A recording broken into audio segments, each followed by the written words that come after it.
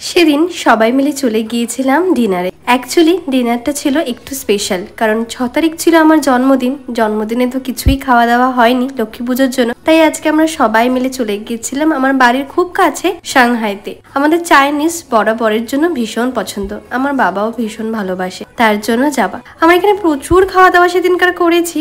তার মধ্যে কিছু স্পেশাল ওদের ডিশগুলো যেটা আমি বারবার গেলেই ওদের কাছে খাই, সেগুলো তোমাদের সাথে শেয়ার করি। তোমরা গেলে ডেফিনেটলি একবার ট্রাই করো। বিশেষ করে এই রাইস সাংহাই স্পেশাল নুডলসটা ভীষণ ভালো করে।